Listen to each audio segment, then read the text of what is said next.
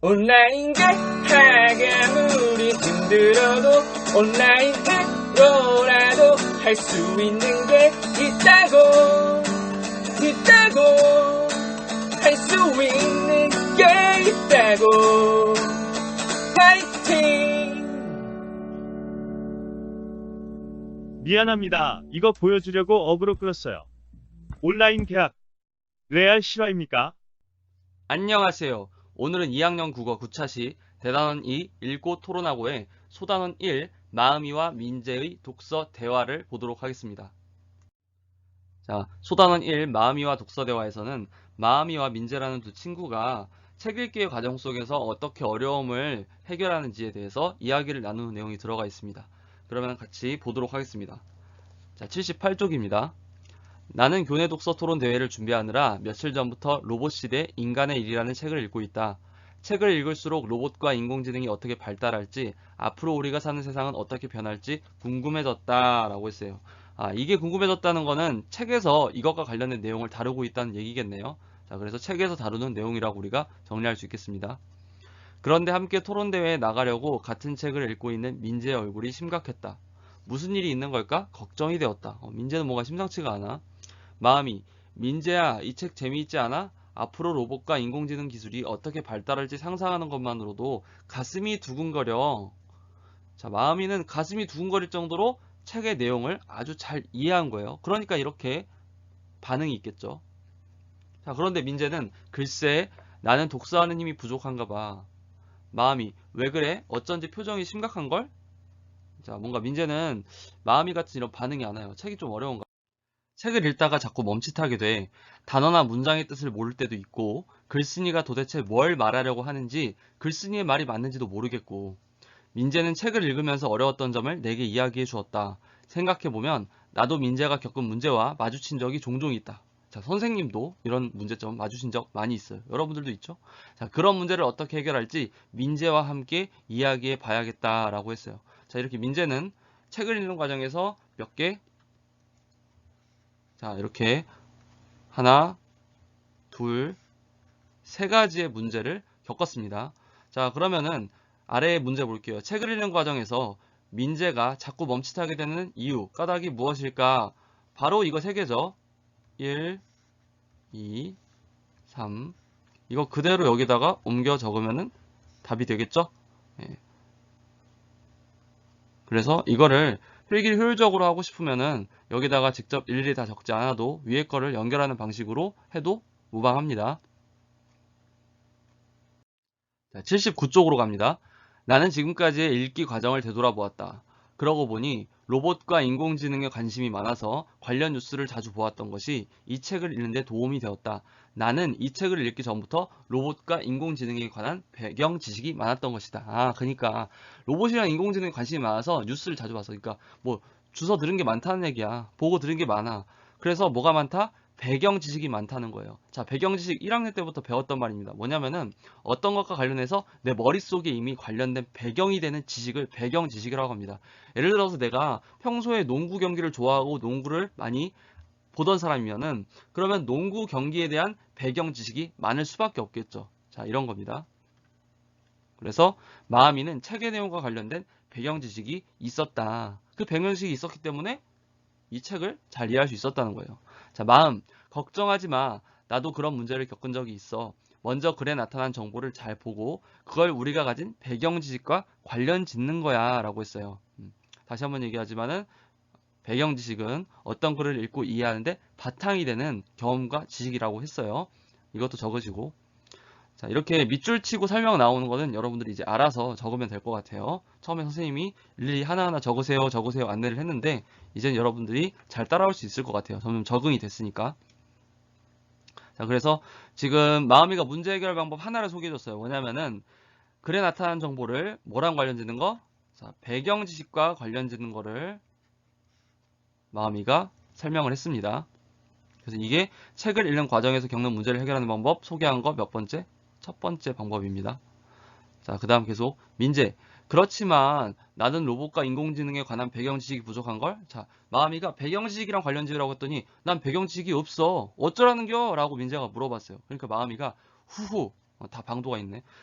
난 다 계획이 있어. 그럴 때는 도서관에서 관련 있는 책을 찾아보거나 인터넷에서 필요한 내용을 검색해봐. 배경식이 부족하면은 요새 뭐 스마트폰 있잖아. 검색해보라는 거지. 뭐 도서관에서 찾아봐도 되고. 자, 그럼 이게 몇 번째요? 두 번째가 되는 거겠죠. 그리고 지금처럼 체계 간의 이야기를 나누는 것도 도움이 돼. 혼자서 힘들면은 친구랑 또는 선생님이랑 다른 사람이랑 책에 대해서 이야기를 나누면은 문제가 해결되는데 도움이 된다는 거예요. 이건 세 번째겠죠. 그래서 이렇게 해결하는 방법 2와 3이 되겠습니다. 이렇게 마음이가 세 가지의 문제 해결 방법을 제시했습니다. 자, 계속 읽어볼게요. 어두웠던 민재의 얼굴이 조금 밝아진 것 같았다. 좀 이제 희망이 보인 거죠. 함께 책을 읽으며 대화를 나누다 보면 나도 민재도 책의 내용을 더 잘 이해할 수 있지 않을까? 왠지 토론 대회에서도 잘할 수 있을 것 같은 자신감이 솟았다. 이렇게 할 수 있어. 자신감이 솟았습니다. 자, 아래에 2번에 마음이의 말을 참고하여 책을 읽는 과정에서 겪는 문제를 해결하는 방법이 무엇인지 말해보자 라고 했는데 이 문제 해결 방법 세 가지 뭐였어요? 방금 전에 우리가 체크했던 세 가지였죠. 그거를 그냥 여러분들이 화살표로 연결해놔도 되고요. 뭐 이렇게 일일이 쓰고 싶은 친구는 써도 좋고요. 쓰면서 공부가 되는 것도 좋습니다. 자, 80쪽 자율주행차의 등장을 봅니다. 자, 우리가 마음이가 민재가 이 글을 읽으면서 겪는 어려움을 해결하는 대화를 보면서 또 이 글의 내용도 살펴보게 될 거예요. 자, 첫 번째 소제목 사람이 운전하는 차가 더 위험하다라고 나와 있습니다. 자, 이렇게 소제목에서 물음표, 질문을 활용을 했고 그리고 소제목은 항상 그 글의 중요한 내용을 미리 예고하는 거겠죠. 그렇기 때문에 질문의 형태로 독자의 호기심을 자극하고 글의 주제를 간접적으로 제시한다라고 볼 수 있어요. 이 글의 주제는 아마도 자율주행차 그리고 사람이 운전하는 거를 비교하면서 또 위험성과 관련된 내용이 나오겠구나라고 우리가 예측할 수 있는 거예요. 글을 잘 읽는 사람들은 이렇게 글을 읽을 때 그냥 글자만 읽는 게 아니라 계속해서 왜 이럴까 어떻게 될까 이렇게 궁금증을 가지고 예측하고 생각을 하면서 글을 읽습니다. 그리고 그 생각하는 것도 처음부터 잘하는 게 아니라 자꾸 애써서 연습을 하면서 나아지는 거예요. 자, 그럼 두 번째 줄. 앞으로 사람이 자동차를 직접 운전하는 것은 불법화될 것이다. 너무 위험하기 때문이다라고 했는데 여기에 뭐가 있어요? 따옴표가 있죠. 그럼 이거는 사람이 한 말이라는 얘기인데 이거 누가 한 말? 자, 아래를 볼게요. 전기 자동차 업체를 설립한 경영자이자 기술 혁신의 아이콘인 일론 머스크. 자, 기술 혁신의 아이콘이라는 거는 뭐냐면은 여러분들 뭐 아이돌 아이콘도 있지만은 기술 혁신하면 바로 이 사람이다. 라고 기술 혁신을 딱 대표하는 그 사람이 바로 누구다? 일론 머스크라는 거예요. 그 사람이 2015년 3월 미국 세너제이에서 열린 한 기술 컨퍼런스에서 연설한 내용이다. 자, 그러면은 이거는 일론 머스크라는 사람의 말을 따온 거네요. 자, 일론 머스크를 어른들은 대부분 아는 사람이에요. 여러분들은 아는 사람도 있고 모르는 사람도 있겠지만은 왜 대부분 아냐? 작년에 이 일론 머스크 작년이랑 지금 올해까지 이어지면서 이 일론 머스크가 경영하고 있는 이 전기 자동차 회사가 바로 테슬라거든요. 이 테슬라의 그 주가가 주식이 작년에 엄청 뛰었어. 진짜 거의 3배인가? 그래가지고 사람들이 막 너도 나도 나도 넣을까? 이러면서 나도 살까? 막 이러면서 계속 가격이 오르니까 뭐 이런 재테크에 관련된 얘기. 선생님은 안 넣습니다. 비트코인도 그렇고 남들이 좋다고 해서 들어가면은 뭐 떨어지고 막 이런 일들이 있기 때문에 선생님은 함부로 들어가진 않았어요. 안 궁금하다고요? 알겠습니다. 자, 전기자동차 아무튼 일론 머스크라는 이 사람은 기술혁신 쪽에서 알아주는 그런 전문가란 말이야. 전문가의 말을 이렇게 인용을 하니까 우리가 그냥 얘기하는 게 아니라 뭐 엉뚱한 사람이 얘기하는 게 아니라 다른 사람도 아닌 일론 머스크 전문가가 얘기하니까 우리가 독자들이 확 환기를 하는 거죠. 그 사람이 이런 얘기를 했어? 하면서 사람이 운전하는 게 더 위험하다고 하면서 관심을 가지게 만드는 거죠. 컨퍼런스라는 거는 그 연구자들이나 아니면은 관련한 사람들이 쫙 모여가지고 뭐 여러 가지 그 강의 같은 것도 듣고 뭐 회의 같은 것도 하고 뭐 그런 게 컨퍼런스입니다. 자, 이렇게 단어 뜻 적어 놓을게요. 공통의 전문 주제를 가지고 긴 시간에 걸쳐서 열리는 대규모의 회의입니다. 막 몇십 명, 몇백 명이 와가지고 그 회의하고 강연 듣는 거예요. 자, 계속 이어갑니다. 자율주행차가 사람이 운전하는 자동차보다 훨씬 안전하며 널리 보급된 후에는 사람의 운전이 금지되리라는 것이 머스크의 전망이다. 머스크는 사람은 졸음운전도 하고 또 운전할 때 사람이니까 실수도 하지만 AI, 인공지능은 훨씬 안전해. 실수를 안 하고 최고의 판단만 해. 뭐 이런 식으로 아마 얘기를 하는 것 같아요. 그래서 자율주행차가 널리 보급될 것이라고 생각을 하는 거죠. 아까 선생님이 얘기했듯 뭐 트럭 화물 운전 같은 것도 다 자율주행차가 할 것이다. 뭐 이런 생각을 일론 머스크는 전망하고 있는 거예요. 자, 이렇게 밑줄 치고 선생님이 이거 필기 표시하는 내용들 잘 따라오면서 적으시고 지금 너무 빠르면은 멈춰가면서 알아서 잘 적으면서 따라오세요. 자, 그럼 아래에 만화를 보도록 하세요. 아래 만화에서 이 친구들이 글을 읽는 어려움을 어떻게 해결하는 건지 그 과정을 보도록 할게요. 자, 지금 민재가 얘기합니다. 아이콘이란 단어의 뜻을 잘 몰라서 이 부분의 내용이 이해가 잘 안 돼. 자, 뭐가 이해가 안 된대요? 자, 아이콘이 이해가 안 된대요. 그러니까 마음이가 뭐라고 알려줍니까? 자, 사전을 찾아보니 신처럼 숭배의 대상이 되는 물건이나 사람인 우상을 전문적으로 이르는 말이래. 왜 이게 빠졌냐? 이르는 말이래 이거죠. 자, 그러면 지금 뭘 찾은 거예요? 사전을 찾아봤다 라는 문제 해결 방법이 하나가 나온 거죠. 방법 1. 아까 선생님 같은 경우에는 여러분한테 이 아이콘이라는 게 뭔가 대표하거나 중요한 대상이라는 거를 말로 설명을 했는데, 만약에 선생님이랑 읽는 게 아니라 여러분들이 이거를 혼자 읽었다면 사전을 이렇게 찾아봐 가지고 단어 뜻을 알아볼 수 있겠죠. 자, 그러면은 오른쪽에 있는 말풍선도 보겠습니다. 자, 여기 자율주행차는 어떤 자동차를 뜻하는 걸까? 라고 했어요. 자, 이번에는 사전을 찾는 게 아니라 어떻게 찾는지 한번 보세요. 자, 단어의 앞뒤를 살펴보면 사람이 운전하지 않아도 스스로 달리는 차를 의미하는 것 같아 라고 했어요. 아까 첫 번째 문장이 사람이 운전하는 차가 더 위험하다 라가 나왔고, 두 번째 문장에서 앞으로 사람이 자동차를 직접 운전하는 것은 불법화될 것이다. 너무 위험하기 때문이다. 라는 글이 있었어요. 그럼 우리가 자율주행차라는 말을 그전에 들어보지 않았어도 앞뒤, 그 뒤에 문장들을 보고서 아마 사람이 운전 안 하는 차가 자율주행차인가? 라고 우리가 추측, 예측을 할 수 있겠죠. 자, 이렇게 사전을 찾아보는 방법도 있지만 사전을 찾아보는 게 아니라 주변의 앞뒤를 살펴서 파악하는 방법도 있다는 겁니다. 81쪽으로 넘어갑니다. 전세계 교통사고 사망자 또 연간 125만 명 발생이라고 출처 세계보건기구라고 해가지고 여러분 교과서에는 자동차들끼리 부딪히는 그 교통사고 그림도 나와 있을 거예요. 자, 글로 들어가 볼게요. 자, 방금 그 글이 위에 있고 아래에 세계보건기구 WHO의 최근 통계에 따르면 교통사고 사망자는 연간 125만 명이다. 엄청 많죠. 인구 대국인 중국이 27만 명, 인도가 23만 명으로 가장 많지만 미국에서도 매년 3만 명 이상 숨지고 있으며 2015년 우리나라의 교통사고 사망자는 몇 명? 4,621명이었다라고 매년 이렇게 교통사고 사망자가 나온다는 거예요. 자, 그런데 이거를 지나가는 어디 그냥 동네 사람이 이야기하거나 아니면 뭐 어린이 신문에서 이야기하거나 뭐 그러면은 믿기가 좀 어렵겠죠. 그런데 누가 얘기했어요? 세계보건기구 WHO라는 지금 이 코로나 시국에서도 이 세계보건기구가 여러 가지 발표랑 지침을 내리잖아. 유엔의 그 아래에 있는 세계보건기구. 그런 이제 권위 있고 중요한 단체가 얘기하니까 우리가 믿을 수 있는 거죠. 자, 그래서 이렇게 믿을 만한 자료를 따왔다라고 적으면 되겠습니다. 자료를 따올 때도 그 출처를 믿을 만한 자료인지 우리가 확인하면서 본단 말이에요. 그 다음에 교통사고의 90%는 운전자의 실수에 따른 것이고, 자, 두 번째 문단이에요. 도로나 기계장치 결함 등으로 사고가 발생한 경우는 10% 수준이다. 자, 이 말은 주된 원인은 지금 운전자예요? 아니면은 도로나 기계장치 결함이에요? 여러분들 산수야 산수? 뭐가 더 많아? 그렇죠. 90%니까 운전자의 실수가 따른 거. 이게 뭐라고? 주된 원인이 되는 거야. 교통사고는 운전자 실수인 경우가 많다는 거지. 다른 말로 운전자 과실이라고 하죠. 그래서 한 세계적 컨설팅 회사는 2015년 보고서를 통해 자율주행차가 본격적으로 도입되면 미국에서 발생하는 교통사고의 90%가 줄어들 것이고, 왜? 운전자의 실수가 90%래잖아. 교통사고 일어나는 게.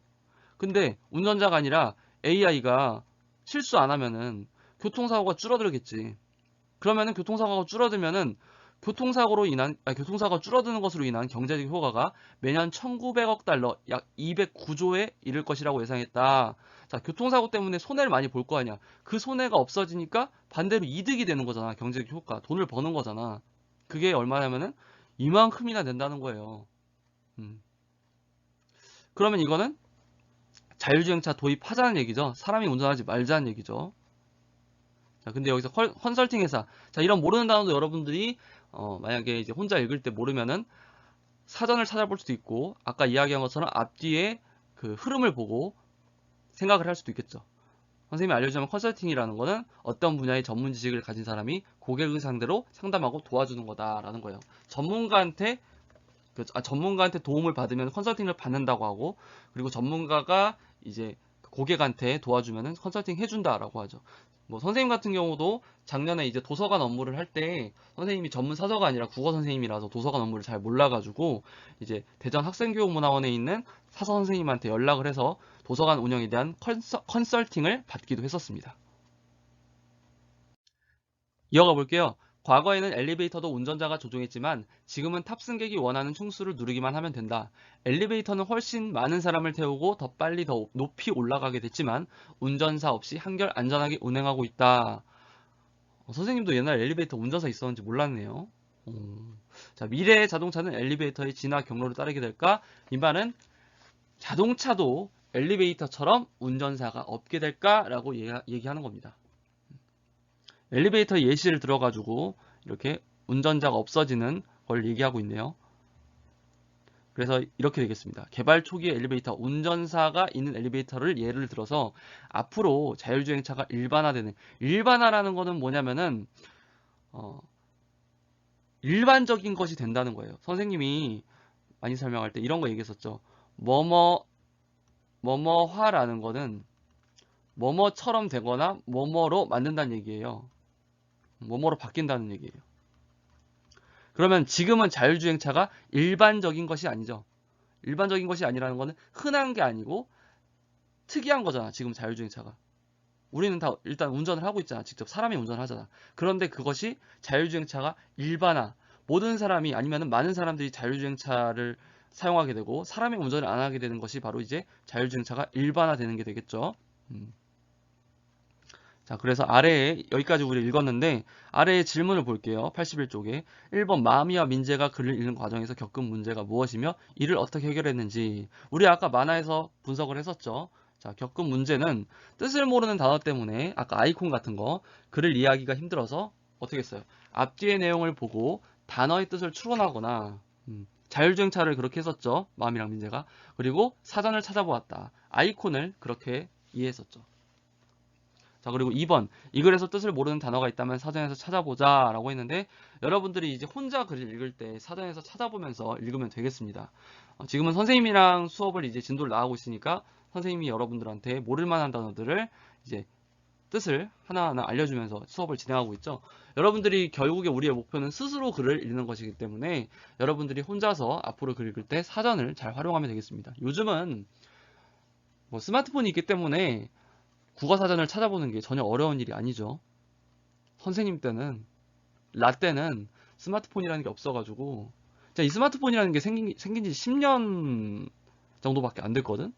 그래서 선생님 학창시절에는 전자사전이라는 거를 가지고 다니는 게, 그것도 하나의 이제, 부의 상징까지는 아니라도, 나름 하나의 중요한 아이템이었어요. 그래서 이제 전자사전으로 공부하겠다고 부모님한테 사달라고 한 다음에, 그 전자사전으로 뭐예요? 거기 안에 있는 미니게임 같은 거 하고. 여러분들도 이제, 여러분들은 이제 그렇게는 안 하구나. 아무튼 선생님들 그랬습니다. 영어 듣기 mp3 파일로 공부해야 되니까, 음악 파일로 공부해야 되니까, 엄마 저 영어 듣기 해야 되니까 mp3 플레이어 사주세요. 그래가지고 mp3 플레이어 사달라고 하고. 우리 때는 다 그랬죠. 이렇게 또 라떼는 또 쓸데없는 얘기를 합니다. 또 넘어갑니다. 그래서 뭐 이런 식으로 사전에서 찾아보면 된다는 설명이 이거 쭉 있어요. 문장의 앞뒤 내용을 몰라도 단어의 뜻을 파악하기 어려울 때는 사전을 찾아 단어의 뜻을 이해해야 한다. 뭐 이런 얘기. 그리고 국어 사전을 찾을 때 표준 국어 대사들을 이용한다. 이게 무슨 얘기냐면은 사전도 얘들아 여러 가지가 있어. 근데 그 중에 가장 권위 있고 우리나라에서 믿을 수 있는 거는 신뢰성이 있는 거는 국립국어원이라는 그 우리 국어의 끝판왕인 최고의 그 단체가 있는데 거기에서 만드는 표준 국어 대사전이야. 그래서 이 표준 국어 대사전을 찾으면 되는데 근데 여러분 그냥 네이버에서 찾으면 됩니다. 왜냐면 네이버가 표준 국어 대사전이랑 다 계약이 돼 있어서 네이버 국어 사전이 표준 국어 대사전 내용을 따온 거거든. 자, 그래서 아래에 그 방금 이 친구들이 얘기한 게 있죠. 엘리베이터처럼 쉽고 안전하게 원하는 곳으로 데려다주는 자동차가 등장할 거라는 말이구나. 맞아. 단어의 뜻을 살펴보고 나니 글의 내용이 좀 더 쉽게 느껴져 라고 이 친구들이 그 앞에 나왔던 문제 해결하면서 말한 소감들입니다. 자, 82쪽으로 넘어갑니다. 82쪽.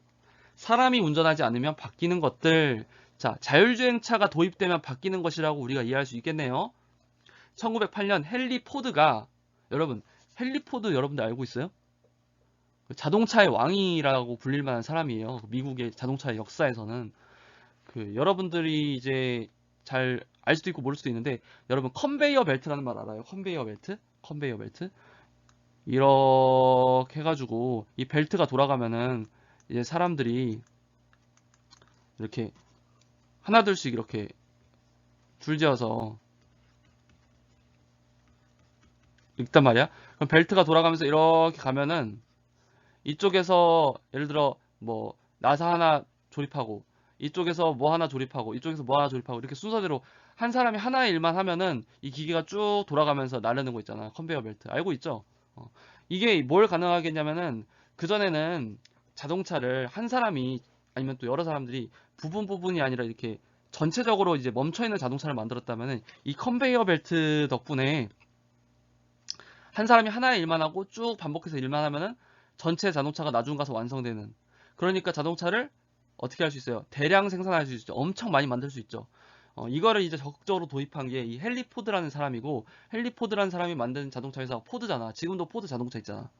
그래서 그 포드 자동차가 대량 생산을 해가지고 그때 미국에서 엄청난 그 자동차 그 업계에서 이제 신화를 이루어내는데, 근데 이 얘기를 도대체 왜 한 거지? 근데 이 정도는 여러분들 상식으로 알아두면 좋기 때문에 이야기했습니다. 뭐 자동차 역사에서 미국의 역사에서 이런 게 있다는 거예요. 자, 계속 이어가 봅니다. 자, 1908년 헨리 포드가 노동자들도 구매할 수 있는 자동차 모델 T를 출시한 것은 이게 조금만 더 얘기하면 이 노동자들도 구매할 수 있다는 게 이런 얘기야. 그전에는 자동차가 진짜 부자인 사람들만 살 수 있는 거였단 말이야. 그런데 방금처럼 그 컨베이어 벨트로 대량 생산을 하니까 어떻게 해요? 단가가 싸져. 자동차 가격이 싸진단 말이야. 그러니까 노동자들도 일반적인 사람들도 구매할 수 있게 되는 거죠. 자, 그래서 그렇게 된 것은 20세기를 자동차 문명의 세기이자 대중사회로 만든 결정적인 계기였다. 그치? 자동차를 많은 사람들이 구매하게 되니까 자동차 문명이 발달하게 되는 거죠. 대중사회라는 거는 대중, 많은 사람들, 그러니까 자동차를 많은 사람들, 대중사회로서 많은 사람들이 자동차를 갖게 되는 그런 결정적인 계기였죠. 그 다음에 로봇과 자동화의 시대가 될 21세기의 자동차의 진화는 지난 세기처럼 많은 사람에게 가장 직접적인 변화로 느껴질 것이다 라고 했어요. 아래 탁월한 안전성과 경제적 효과를 고려하면 자율주행차가 대세가 뭔지 알죠? 대세가 되는 것은 시간 문제다. 자율주행차가 일반적인 것으로 되는 것은 시간 문제다라는 거예요. 탁월한 안전성과 경제적 효과, 자율주행차의 장점이 되겠죠.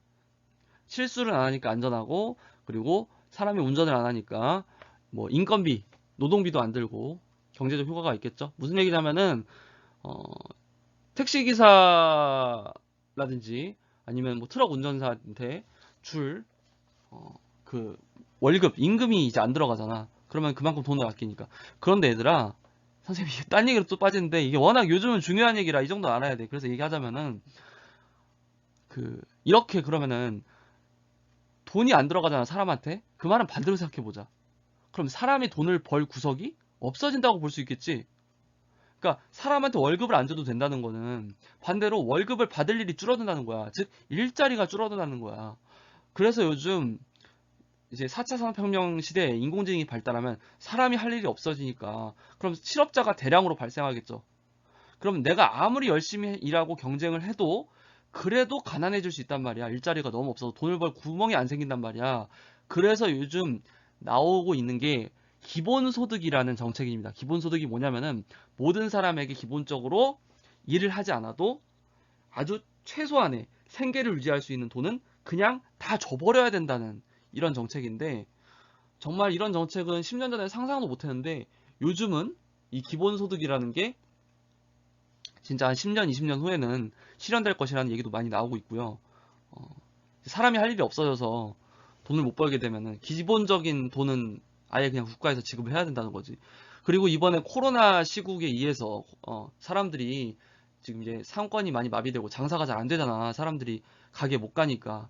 그러니까 이제 많은 사람들이 일자리가 줄어들고 돈을 벌 구석이 이제 줄어드니까, 그래서 나라에서 지금 일단 시급하니까 사람들이 망하면 안 되니까 지금 코로나 기본소득 해가지고 지금 그러니까 긴급 기본소득이죠. 그래서 이번에 긴급 재난지원금이라고 해가지고 이제 가구당 100만 원씩 지금 지급한다는 이야기가 나오고 있죠. 여러분, 이 정도는 이제 중요한 시사 뉴스이기 때문에 이거 선생님한테 너무 뭐라고 하지 마세요. 자, 그래서 이 친구들이 아래 만화를 보세요. 로봇과 땡땡땡 것이다. 그러니까 로봇, 그 노란색으로 우리가 형광펜으로 표시해 보면 있죠, 교과서에. 로봇과 자동화 시대가 될 21세기에 자동차에 지나는 지난 세기처럼 많은 사람에게 가장 직접적인 변화로 느껴질 것이다. 자, 이 문장 의미를 잘 모르겠어. 그랬더니 마음이가 뭐래요? 앞문장을 살펴보고 그 내용을 관련지어 생각해보자. 문장 하나만 보고 모르겠으면은 앞뒤를 연결지어서 한번 생각을 해보자는 거예요. 자, 그래서 그 앞에 내용이 뭐였는데, 자, 모델 T라는 대중적인 자동차가 등장해서 20세기 사회에 큰 변화가 생겼다는 내용 말이지. 그러니까 세상이 변한 내용이야. 새로운 기술, 새로운 물건이 나와서 세상이 변했다는 내용 말이지. 그러니까 그럼 뭐예요? 아까 그 내용, 그 로봇과 땡땡된 것이다 내용은 앞에 내용이 자동차가 사람들에게 많이 생산이 돼가지고 새로운 변화가 생긴 것처럼, 이번에는 뭐 때문에 새로운 변화가 생긴다? 그렇죠. 자율주행차의 등장에 따라서 새로운 큰 변화가 일어날 것이다 라는 것으로 우리가 이 말하는 거구나 라고 이해할 수 있다는 거예요. 자, 그 지금 어떻게 했어요? 문장 자체가 이해가 안 갈 때 앞에 나온 내용을 연결시켜서 이해를 했단 말이에요. 이거 굉장히 중요합니다. 이거는 지금처럼 설명문뿐만 아니라 여러분들이 시를 읽을 때, 소설을 읽을 때도 엄청 중요해요. 글을 잘 읽는 사람들은 앞과 뒤를 연결을 시키는 걸 잘해요. 그리고 왜 이럴까라는 생각을 잘해요.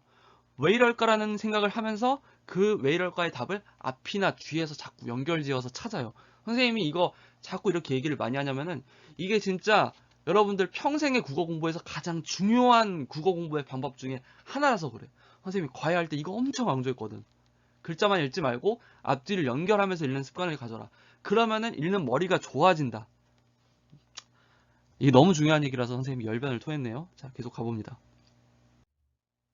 그러니까 봐봐, 얘도 뭐라고 해. 하하, 의미를 이해하기 어려운 문장을 만나도 어려운 스테이지가 와도 앞뒤의 내용을 바탕으로 하여 추론하니 잘 이해되는 걸, 클리어했는 걸, 이렇게 얘기 나오는 거죠. 자, 이런 중요한 공부 방법이자 문제 해결 방법 여러분들 잘 기억해 두시고 평생 활용을 하면서 이걸 하면은 이게 습관이 되고 그거 자체가 이제 이해하는 머리가 올라가는 거예요. 독해력이 올라가는 겁니다. 자, 다시 위에 본문으로 이어가 봅니다. 자율주행차는 고령화 사회가 예고된 상황에서 더욱 주목받고 있다. 자, 고령화라는 단어 나왔어요. 무슨 뜻일까요? 네, 고령이라는 게 나이가 많은 거잖아. 그러면은 뭐뭐화라는 거는 뭐뭐처럼 되거나 뭐뭐로 만든다. 뭐 선생님이 이런 거라고 얘기했었죠. 그러면 고령화는 나이 많은 사람들이 많은 거예요. 나이가 많게 되는 거. 고령화 사회는 나이 많은 사람들이 많은 사회고. 그래서 이렇게 노인의 인구 비율이 높은 상태로 일어나는 게 고령화 사회입니다. 자, 지금 여러분들 고령화 사회는 기본적으로 다 알고 있죠. 혹시 몰라서 빠르게 설명하자면은 이제 애들은 점점 안 태어나고 사람들의 그 평균 수명은 올라가죠. 의학 기술이 올라가니까. 그럼 결국에는 사회에 노인의 인구 비율이 굉장히 높아집니다. 이런 상황에서 자율주행차가 주목받는다는 거예요. 왜? 읽어볼게요. 노인이 운전대를 잡지 않고 버튼을 눌러서 병원과 식당, 상점을 찾아갈 수 있다. 자, 노인이 되면은 아무래도 눈도 침침해지고 좀 체력도 떨어지고 운전 실수를 할 수 있는데 그게 아니라 버튼 하나만 딱 눌러. 자, 여기 뭐 대청병원으로 가주세요. 그러면은 대청병원 딱 가는 거야. 국밥집 가주세요. 그러면 국밥집 딱 가는 거야. 내가 핸들 안 돌려도 되는 거야. 브레이크 안 밟아도 되는 거지. 자, 계속 장애인이나 어린아이도 자율주행차를 전용 기사가 있는 차량이나 콜택시처럼 이용할 수 있다. 어린아이도 차를 이용할 수 있는 거야. 그리고 지금 장애인 같은 경우에는 예를 들어서 이제 뭐 다리가 불편하신 분들 같은 경우는 이제 뭐 요즘은 팔로 이렇게 운전하는 것도 있긴 하지만은 뭐 여러 가지 좀 불편함이 있죠. 지금 기존의 그 운전 그 장치로는. 근데 그런 사람들도 얼마든지 편하게 자동차가 알아서 운전해서 가니까 편하게 이용할 수 있다는 거예요. 자, 계속 초등학생이 학교에서 학원으로 가기 위해 부모의 차를 기다릴 필요 없이 자율주행차를 불러서 혼자 이동할 수 있다. 운전 가능 연령이나 운전면허의 개념도 사라진다. 왜 그래? 직접 내가 핸들 돌리면서 브레이크 밟고 운전 안 해도 되잖아. 엑셀 밟는 거 안 해도 되잖아. 기어 안 돌려도 되잖아. 그러니까 운전 가능 연령이란 개념이 아예 없지. 운전을 하고 할 수 있고 없고가 없지. 그리고 운전 면허의 개념도 없지. 면허 딸 필요가 뭐가 있어. 알아서 자동차가 가는데. 자, 외출하려면 제약이 컸던 장애인들은 더 큰 이동의 자유를 누리게 된다. 그전에는 운전을 하지 못하니까 어디를 가기가 어려웠던 사람들이 이제는 자유롭게 운전을 못해도 자동차를 타서 갈 수 있는 거예요. 자, 계속 자율주행차는 사용자들이 차량과 교통시설을 효율적으로 사용하게 함으로써 경제적 이득을 가져올 뿐만 아니라 궁극적으로 현재의 자동차 문화와 경제 구조를 크게 변화시킬 것이다. 자, 효율적으로 사용하니까 불필요한 돈이 안 들면 경제적으로 이득이 되겠죠. 그리고 궁극적, 최종적, 결론적으로는 현재 자동차 문화와 경제 구조를 변화시킬 거라고 예상을 하고 있습니다. 이렇게 자율주행차가 불러올 변화를 예측하고 있어요. 이렇게 그러면은 우리가 지금 여기 위에 노인이부터 여기 변화시킬 것이다까지 지금 자율주행차 도입해서 좋다는 거예요, 나쁘다는 거예요? 이 내용은 지금 다 좋다는 얘기죠. 그쵸? 왜냐면 지금 결국은 경제적으로 아낄 수 있고 뭐 사람들이 다 탈 수 있고 자유를 누릴 수 있다 이런 얘기니까. 이어갑니다. 미국의 경우 평균적으로 자동차가 주행하지 않고 차고에서 잠자는 시간이 전체 시간의 90%에 이르고 승용차를 유지하는데 가구 소득의 20%가 들어간다. 이게 무슨 말이냐면은 자동차를 가지고 있어도 실제로는 별로 안 쓴다는 얘기예요. 24시간 중에 90%는 자동차를 안 쓴다는 얘기야. 그리고 승용차를 유지하는 데는 가구 소득의 20%. 가구 소득이라는 거는 한 가정에서의 소득, 버는 돈인데 내가 돈을 버는 거에 5분의 1, 20%가 자동차 유지비에 들어간단 말이야. 뭐 기름값이나 수리비나 뭐 자동차 세금이나 이런 거. 그러니까 자동차 가지고 있으면 돈이 엄청 들어가는데 실제로 그렇게 많이 쓰지도 않는다는 거지. 자, 계속 자율주행차를 차량 공유 시스템과 연결하면 유지비와 세금, 주차와 관리에 많은 시간과 비용이 들어가는 현재의 차량 구매와 이용 방식이 근본적으로 달라진다. 우리가 근본적으로 달라진다는 것은 뭔가 그 기본, 근본, 뿌리부터 확 달라진다는 거예요. 전체적으로. 지금 차량 공유 시스템이라는 단어가 나왔잖아. 차량 공유 시스템. 이게 무슨 뜻인지 여러분들이 좀 이제 모를 수도 있는데 공유가 나누는 거잖아. 서로 나눠주는 거. 차량 공유 시스템은 차를 서로 돌려가면서 나눠 쓰는 거야. 혼자서 차를 가지는 게 아니라 서로 같이 가지면서 나눠 쓰는 거예요. 예를 들어서 요새 뭐 타다나 우버나 여러 가지 서비스 이제 나오기 시작했는데, 이제 차를 내가 필요할 때 신청을 하면은 그 차가 나한테 딱 와가지고 내가 차를 하나를 계속 가지고 있는 게 아니라 필요할 때마다 그냥 차를 빌려서 쓰는 거지. 근데 그거를 사람이 운전하지 않는 요 자율주행차랑 플러스 연결을 시키면은 그러면은 내가 차 안 가지니까 유지비 안 들죠. 세금 안 들죠. 차 안 가지니까 주차할 필요도 없죠. 관리할 필요도 없죠. 그러면은 시간과 비용이 어떻게 돼요? 확 줄어들게 되죠. 언제보다? 현재 차를 사는 것보다 시간과 구매가 확 줄어든단 말이에요. 그러면서 이용 방식이 근본적으로 달라지겠죠. 어떻게 달라지나 봤더니 차량을 소유하지 않아도 언제든 필요할 때면 차가 와서 나를 태우고 원하는 곳에 데려다 준다. 그렇지. 차량은 주차장을 찾아 헤맬 필요 없이 가까운 곳에 있는 다른 사람의 이동을 위해 옮겨간다. 굳이 개인이나 가정마다 차량을 소유할 까닭이 크게 줄어든다. 자율주행차가 보편화되면, 보편화라는 거는 보편적인 것, 그러니까 일반적인 것. 모든 차가 다 자율주행차가 된다는 거예요. 그러면은 사람의 운전은 승마나 텃밭 재배처럼 일부 마니아들만 즐기는 스포츠나 취미 활동이 될 것인가?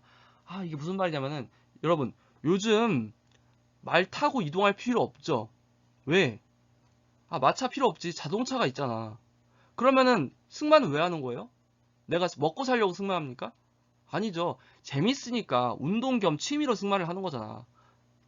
그래서 이렇게 옛날에는 승마하는 게 진짜로 이동수단이었는데 지금의 자동차, 택시나 버스처럼. 그런데 이제는 자동차의 발달로 승마가 취미가 돼버렸고 또 텃밭 재배. 옛날에는 농사를 다 자기가 자기 걸 지어서 먹고 살았잖아. 옛날에. 그런데 지금은 이제 사람들이 다 농업을 하는 게 아니라 농사 짓는 사람만 농사를 하고 다른 사람들은 그냥 쌀을 사서 먹잖아. 아니면 채소를 사서 먹잖아. 그러니까 텃밭 재배는 우리가 취미로 하잖아. 우리도 우리 학교에서 여기 화단이나 여기 그쪽에 텃밭 같은 거 이렇게 해놓고 우리 상추 같은 거 심어가지고 해먹지 않습니까? 그게 우리가 진짜 상추를 거기서 꼭 해야 돼가지고 해먹는 게 아니라 우리가 그냥 이렇게 직접 만들어서 해먹는 그 과정이 즐거우니까 보람차니까 취미로 하는 거잖아.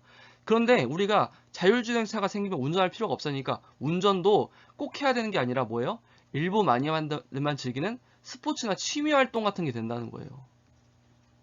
이해 갔죠? 선생님이 너무 쓸데없이 많이 자세하게 설명하는 건가? 어쩔 수 없는 게 선생님은 모든 학생들이 이해할 수 있는 수업을 목표로 하다 보니까 좀 이해력이 뛰어나고 이미 독해력과 배경 지식이 풍부한 학생들은 뭐 저런 것까지 이렇게 다 잘게 설명이라고 할 수 있는데 이게 전체를 위한 수업이니까 이해해 주길 바랍니다. 자, 그러면은 아래에 3번 질문이 있죠. 83쪽에 마음이와 민재가 글을 읽는 과정에서 겪은 문제가 무엇이며 이를 어떻게 해결했는지 말해보자 라고 했어요. 자, 우리가 아까 전에 마음이와 민재와 대화에서 확인을 했죠. 자, 의미를 이해하기 어려운 문장이 나왔었어요. 그리고 그거를 앞뒤 내용을 바탕으로 해서 연결되어서 추측해서 이해하는 것을 했습니다. 이럴 것이다 라고 추론했습니다. 자, 그럼 여기 필기 적으시고요.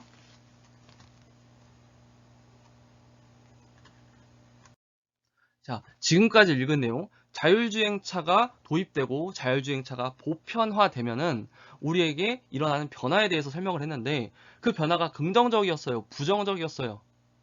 그렇죠. 매우 긍정적이었죠. 사람들이 그전에 누리지 못한 자유를 느끼게 되고 모든 사람들이 운전을 직접 하지 않아도 자유를 누리면서 또 경제적으로는 굉장히 손해를 줄이고 이득을 늘리는 그런 효과가 있다고 했어요.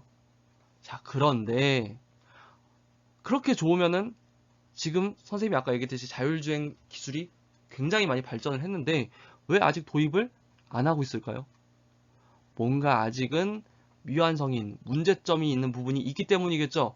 자, 그러면은 지금 이 기자도 그 부분에 대해서 이야기를 하고 넘어가겠죠. 정말 훌륭한 기자라면 그 부분이 바로 다음 시간에 나오게 될 겁니다. 오늘 긴 시간 진짜 수고 많았습니다. 자, 안녕.